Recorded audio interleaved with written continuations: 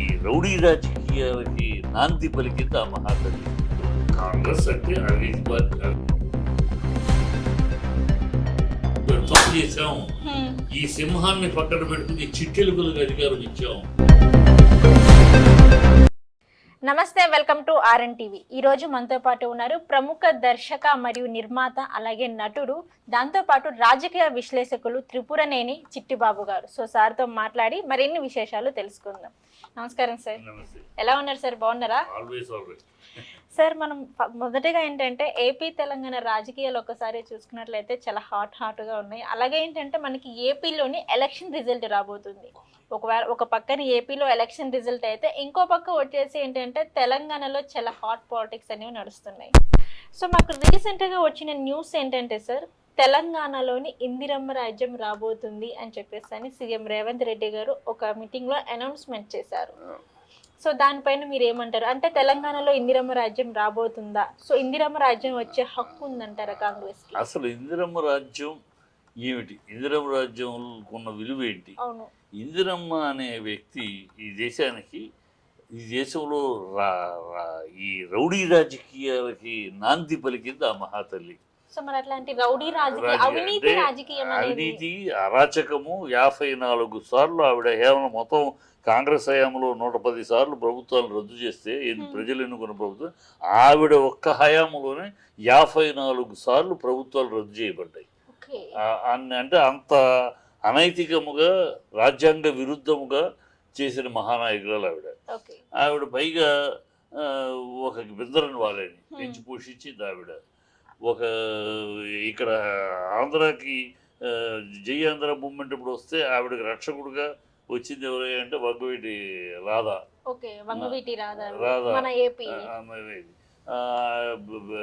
కర్ణాటకలో fruit market జయరామం, తమిళనాడులో triple Kane సుందరం. ఇలా రౌడీ మూకల్ని రాజకీయాల్లోకి లాక్కొచ్చి వాళ్ళకి సీట్లు ఇచ్చి వాళ్ళని అంతకుముందు ఈవిడ రావటానికి ముందు రాజకీయాలు అంటే ఈ రౌడీలంతా కూడా వీళ్ళంతా వెనకాల చేతులు కట్టుకుని నుంచునేవాళ్ళు. వాళ్ళు ఎన్నికలప్పుడు ఈ దొమ్మి చేయటాలు, ఎన్నికలప్పుడు ఓట్లు గుద్దటాలు, ఆ రోజులుగా ఈ లేవు కదా, ఈవీఎంలు లేవు కదా, గుద్దటాలు అలాంటివి చేసేవారు. అయిపోయిన తర్వాత ఎన్నికలు అయిపోయినా వాళ్ళు ఏదైనా పోలీస్ కేసులు ఉంటే ఈ ఎమ్మెల్యేలు హెల్ప్ చేసేవారు, ఏదో కష్టపడ్డాడు తీసుకొచ్చారు. అలా వెనక చేతులు కట్టుకున్న రౌడీ మోకల్ని ఇందిరాగాంధీ ఎమ్మెల్యే టికెట్లు ఇచ్చింది. ఎందుకు ఇచ్చింది?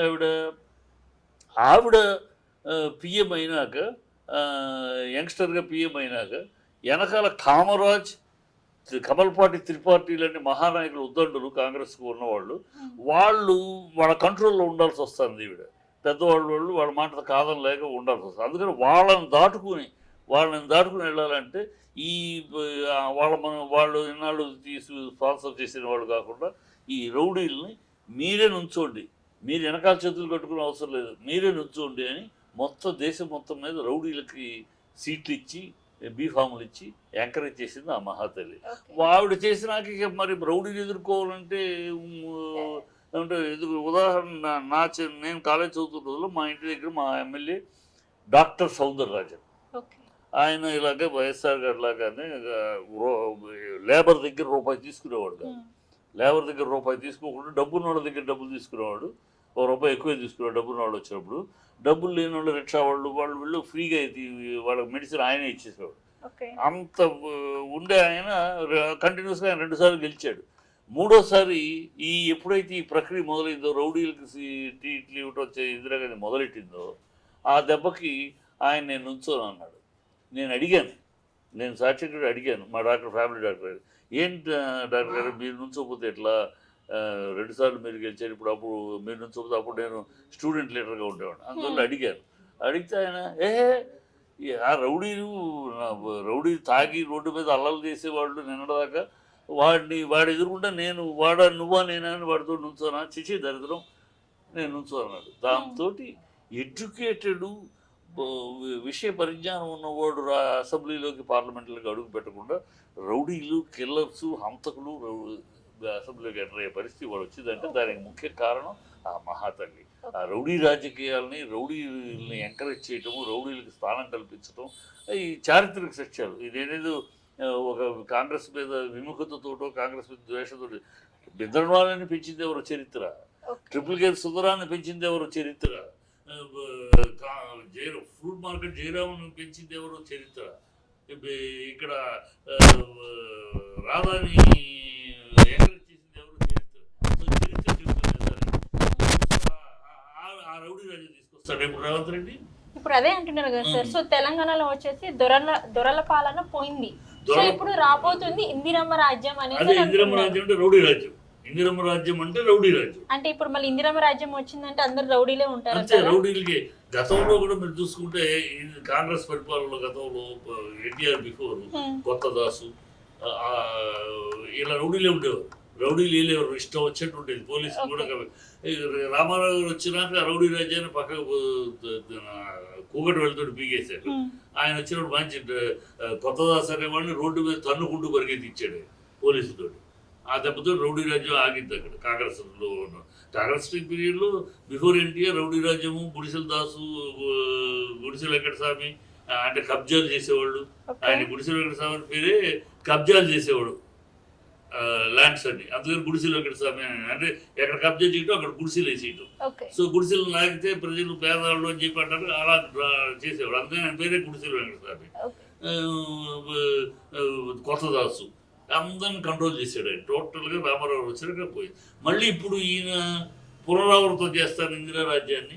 మళ్ళీ కొత్తదాసును పుట్టిస్తాడా, మళ్ళీ గుడిసెల వెంకటస్వామిని పుట్టిస్తాడా, ఈ రౌడీల్ని తీసుకొచ్చి ప్రజలు ఎత్తిపోతాడు. ఏమి ఆవిడ సాధించిన దాంట్లో ఏముంది సార్? మరి ప్రజలు ఏంటంటే ప్రజలు పరిపాలించే పాలన ఏదైనా ఉంది అంటే కాంగ్రెస్ పార్టీ అనేసి అంటున్నారు. సో ప్రజల్ని చాలా ఎవరు అంటలేదమ్మా, ఎవరు అంటలే. వాళ్ళు సెల్ఫ్ గా కొట్టుకుంటున్నారు, మేము ప్రజల రాజ్యం ప్రజలు. మరి అందుకే కదా సార్ ఈసారి నమ్మి ప్రజలు కాంగ్రెస్ కి పట్టం కట్టింది. కాంగ్రెస్ కి పట్టం కట్టలేదమ్మా, అది నమ్మి కాదు. ఒక చిన్న ట్విస్ట్ లో ప్రజలు మార్పు అనే మాటకి పడిపోయారు. సరే ఓకే, 10 ఏళ్ళు చూసాం కదా, ఈయన ఇచ్చిన ఈయన కన్నా ఎక్కువ ఇస్తామంటున్నాడు కదా, చూద్దాం అనే ఒక మార్పు. అందుకని సిటీలో ఎక్కడ రావాలా, సిటీలో అవగాహన ఉంటూ కళ్ళకు కనపడుతుంది, పెద్ద పెద్ద బిల్డింగ్లు, డెవలప్మెంట్ ఈ కనపడుతుంది. రూరల్కి వెళ్ళేటప్పుడు అవి కనపడాల, అవి కనపడవు కదా. వాళ్ళకి ఏంటంటే ఏదో ధరణి పోర్టల్ మీద కొంచెం కన్ఫ్యూజన్లు వచ్చినాయి, దళిత బంధు మీద కొంచెం ఇబ్బందులు వచ్చినాయి. దాని మీద వాళ్ళు సరే మార్పు అంటున్నారు అని పడ్డారు. కానీ కాంగ్రెస్ కావాలి, కాంగ్రెస్ రావాలి, కాంగ్రెస్ అనుకుంటే 90 సీట్లు ఇచ్చారు, 64 సీట్లు ఇచ్చారు, 53 సీట్లు ఓడిపోయారు. కాంగ్రెస్ 64 సీట్లు గెలిస్తే 53 సీట్లు ఓడిపోయింది. కనుక వాళ్ళేదో ప్రజలు కావాలనుకున్నారు, వచ్చారు. చిన్న క్యాల్కులేషన్ తప్పైంది. ఆ క్యాల్కులేషన్లో తంతే గాలిగుట్లో పడ్డారు తప్పితే ప్రజలేమి కాంగ్రెస్ కావాలని ఎప్పుడు కోరుకోరమ్మా. ఎందుకు కోరుకోరంటే ఈ కాంగ్రెస్ అవినీతి రాజ్యం, ఈ కాంగ్రెస్ అంటే రౌడీ రాజ్యం, ఈ కాంగ్రెస్ అంటే అరాచకపు రాజ్యం అని ప్రజలకు తెలుసు. ఇప్పుడు ఈ కాంగ్రెస్ ఇప్పుడు జరుగుతున్నది ఏంటి, సూట్ కేసులు వెళ్తున్నాయి. వాళ్ళ కాన్సన్ట్రేషన్ అంతా వాళ్ళ కాంగ్రెస్ పరిపాలనలో నెలకి ఎన్ని సూట్ కేసులు పంపించాలి పైకి, అదే దాని మీద తప్పన, దాని మీద ఎవరు ఎక్కువ చేయగలరు. ఇప్పుడు వెంకటరెడ్డి ఆ విషయంలో ఆయన కొంచెం పెద్ద పెద్ద పారిశ్రామికలతో పరిచయం ఉన్నాడు కనుక ఆయన ఎక్కువ చేయగలరు వెంకటరెడ్డి. అందుకని ఇప్పుడు నెక్స్ట్ రెండో కృష్ణుడు ఆయనే. రేపు ఆగస్టు తర్వాత ఆయన రాబోయేది. ఎందుకంటే ఆల్రెడీ చెప్పేశారు, నాతోటి సీఎం అర్హత ఉన్న ఆయన వెంకటరెడ్డి అని సీఎంఏ చెప్పేశారు రేవంత్ రెడ్డి. నెక్స్ట్ సీఎం కాబోయే రెండో కృష్ణుడు. ఎన్నికలకు ఇంకో సంవత్సరం ముందనగా బట్టి చేస్తారు, కుల ప్రాతిపదిక చేసి చూడు మేము అనగానే కులం నుంచి సీఎం చేసి దళితులు సీఎం చేసామని అప్పుడు మాట్లాడతారు. ఈ స్ట్రాటజీ అంతే. వీళ్ళు ప్రజల కోసం పరిపాలించేవాడు కాదు, వాళ్ళ అధిష్టానానికి మూటలు మోయటానికి తప్ప విద్యుకు పనికిరారు. ఇప్పుడు ఎన్నికలయ్యి అధికారంలోకి వచ్చి 7 నెలలు అయింది. ఇప్పటికీ 28 సార్లు ఢిల్లీ అని పరిగెత్తారు. మాట వెళ్తే ఇక్కడ దురద పుడితే, ఇక్కడ దోమ పుడితే గోక్కుంటానికి కూడా వాళ్ళు ఢిల్లీ వెళ్తారు. ఢిల్లీకి దాసోహం, బాంఛన్ కాల్ముక్త దొర అనే నీచ సంస్కృతి నుంచి బయటపడ్డాం గత 10 ఏళ్ళు. అదే ఢిల్లీకి దాసోహం అని బాంఛన్ కాల్ముక్తారు, వాళ్ళు చెప్పింది మనం సామంతులు, వాళ్ళు రాజులు మన సామంతులు అనే దౌర్భాగ్య స్థితి నుంచి గత 10 ఏళ్లలో షంషేర్గా తెలంగాణ మీస మీద మెలేసి 2 జాతీయ పార్టీలు ఎదుర్కొని నిలబడ్డాం. ఇప్పుడు ఏం జరుగుతుంది, మాట వెళ్తే ఢిల్లీ ఢిల్లీ ఢిల్లీ ఢిల్లీ పదాక్రాంతులైపోయి ఢిల్లీకి బాంచంటాలు ముక్తదోరని ఆ దౌర్భాగ్య సీన్లు చూస్తున్నాం. రెండు పార్టీలు అంతే, బీజేపీ ఏదన్నా ఢిల్లీ. తెలంగాణ గల ఒక్క వాళ్ళిద్దరు నోటి నుంచి జై తెలంగాణ అనే మాట 7 నెలల క్రితం ఉన్నారు. అదే బీఆర్ఎస్ టీఆర్ఎస్ అయితే నోరు తెలవగానే ఫస్ట్ తెలంగాణ జై తెలంగాణ అంటే. ఎందుకంటే తెలంగాణ ఆత్మ కేసీఆర్, వీడు ప్రేతాత్మ. తెలంగాణకి ప్రేతాత్మ కాంగ్రెస్, ఆత్మ కేసీఆర్. ఓకే సార్, మీరు అంటున్నారు తెలంగాణకి ఆత్మ వచ్చేసి కేసీఆర్, ప్రేతాత్మ వచ్చేసి కాంగ్రెస్ అంటున్నారు. కానీ ఏంటంటే మనకి ఎలక్షన్స్ ముందు కూడా జరిగింది ఏంటంటే తెలంగాణ ఇచ్చిందే కాంగ్రెస్ అనేసి అని అంటున్నారు. సో మరి ఇందులో ఏమంటారు? సిగ్గు, శరం, మానం, అభిమానం, విచక్షణ, విద్యత ఉండాలన్నమాట. మరి అది వాస్తవం కాదంటారా? 100% కూడా కాదు. ఓన్లీ వీళ్ళు పోరాటం చేశారు కాబట్టి తెలంగాణ వచ్చింది, అంతే తప్పించి కాంగ్రెస్ అనేది తెలంగాణనే ఇవ్వలేదు అనేసి అంటారు. కేసీఆర్ యొక్క పోరాటం తప్పితే వీళ్ళు ఇవ్వలేదు. మరి ఎలా వచ్చింది? ఎవరికి ఇవ్వలేదు చెప్తా. నేను బతికుండగా తెలంగాణ రానివ్వను నిలబడిన ముఖ్యమంత్రి ఎవరు? ఏ పార్టీ? కాంగ్రెస్ పార్టీ. సరే, ఇప్పుడు అసెంబ్లీలో ఉన్నప్పుడు తెలంగాణ వాదులు మాట్లాడితే మీ తెలంగాణ లేదు, గుడ్డు లేదు, మీ దిక్కున చెప్పుకోండి గెట్అవుట్ అని చెప్పి తెలంగాణ వాదుల్ని దూషించింది ఎవరు? కిరణ్ కుమార్ రెడ్డి. ఏ పార్టీ? కాంగ్రెస్ పార్టీ. పివి నరసింహారావు ఒక తెలంగాణ వ్యక్తి, రాష్ట్ర ముఖ్యమంత్రి నుంచి దేశ ప్రధానికి ఎదిగాడు. అలా దేశ ప్రధానికి ఇవాళ గుజరాత్ నుంచి మోడీ వస్తే ఆ గుజరాత్ ప్రజలు ఎంత నెత్తిని పెట్టుకుంటున్నారు. అలాగే తెలంగాణ నుంచి వెళితే ఆయన్ని అవమానించింది కాంగ్రెస్. ఆయన పార్థివ దేహాన్ని ఏఐసిలో కూడా ఎంటర్ అవ్వకుండా, ఆయన సమాధి కట్టడానికి స్థలం కూడా ఇవ్వకుండా పివి నరసింహారావు గారిని అవమానించింది. ఆ తెలంగాణ నుంచి ఎదిగిన ప్రధానమంత్రిని అవమానించింది కాంగ్రెస్. అంజయ్య గారు కాంగ్రెస్, ఆయన తెలంగాణ వ్యక్తి, ఉభయ రాష్ట్రాలకు ముఖ్యమంత్రిగా ఉన్నవాడు. ఆయన సౌమ్యుడు, మంచివాడు, దళితుడు, అందరూ ఆ స్థాయిలో ఉన్నవాడు, అందరూ ముఖ్యమంత్రి అయ్యాడు. ఆయన్ని 10 మందిలో ఎయిర్పోర్ట్లో అందరి ముందు కంట తడి పెట్టించి అవమానించి అసహ్యంగా మాట్లాడి తోలనాడింది ఎవరు? రాజీవ్ గాంధీ. ఏ పార్టీ? ఈ కాంగ్రెస్ పార్టీ నాటి నుంచి నేటి దాకా తెలంగాణ వాదాన్ని కానీ, తెలంగాణ వ్యక్తిత్వాన్ని కానీ, తెలంగాణ సంస్కృతి సాంప్రదాయాలు కానీ అవమానించడం తప్పితే వీళ్ళు ఏనాడు గౌరవించింది లేదు. ఇవాళ కూడా తెలంగాణ దీంట్లో తీసారు, చిహ్నాలు మారుస్తున్నారు. అవును సార్, చిహ్నాలు మారుస్తున్నారంటే గుర్తొచ్చింది. బట్ తెలంగాణ పైన హక్కు ఉంది అంటే మాత్రానికి అది కాంగ్రెస్ కి తప్పించి రిమైనింగ్ ఏ పార్టీ నాయకులకి లేదు అనేసి అంటున్నారు.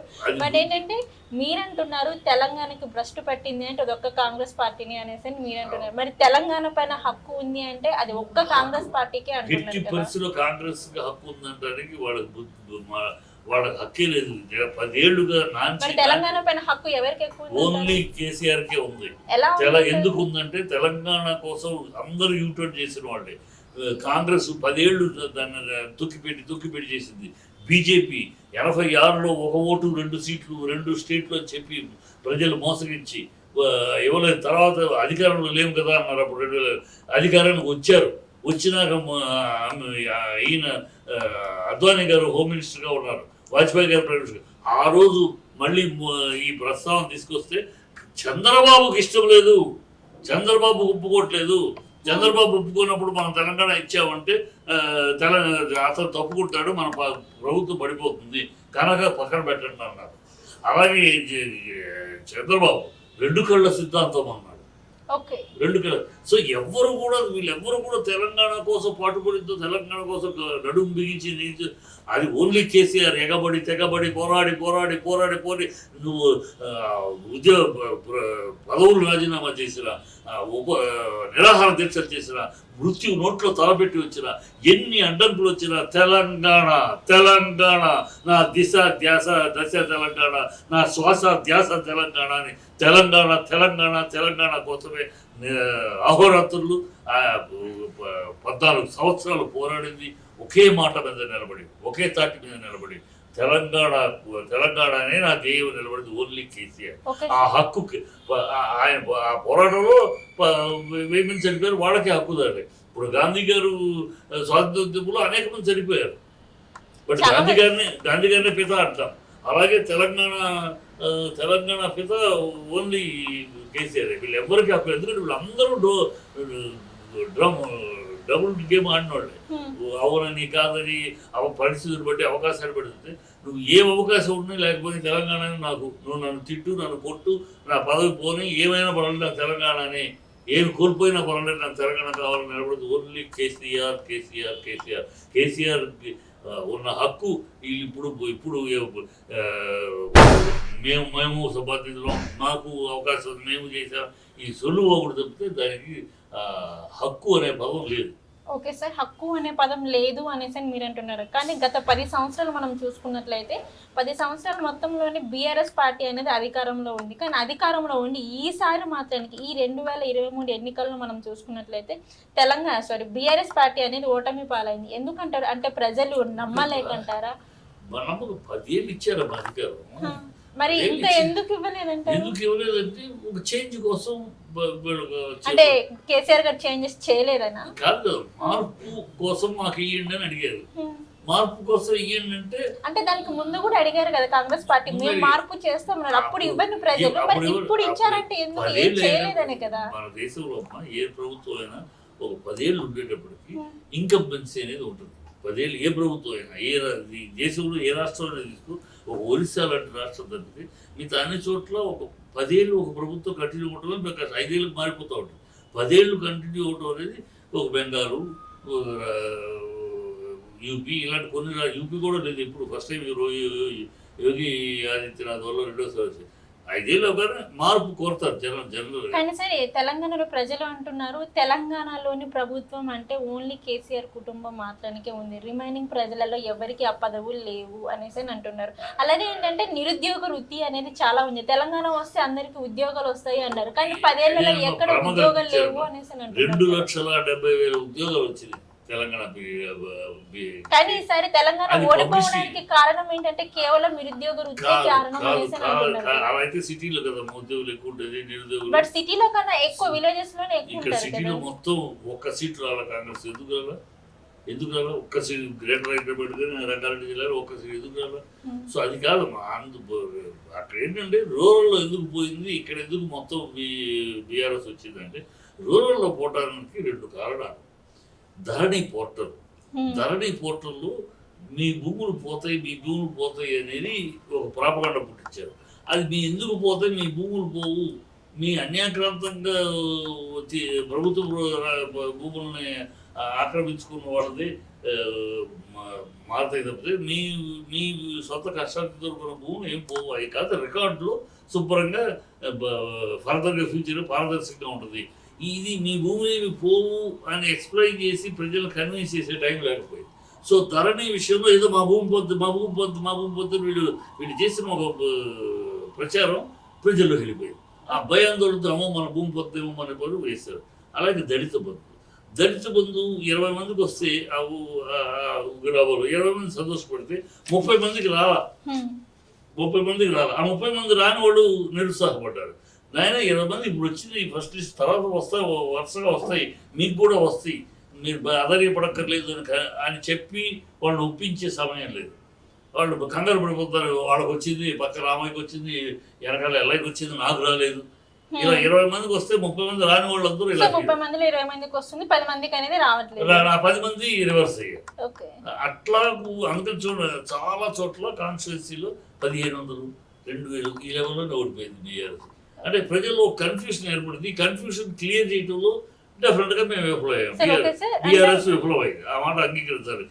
ప్రజల్లో ఏర్పడిన కన్ఫ్యూషన్ ధరణి పోర్టల్లో కానీ దీనిల విషయంలో కానీ ప్రజల్లో ఏర్పడిన కన్ఫ్యూషన్ని సరిదిద్దటంలో కానీ వాళ్ళని సరిచేయటంలో కానీ విఫలమైంది. ఆ విఫలమే అక్కడ రూరల్లో వాళ్ళకి స్థానం లభించింది.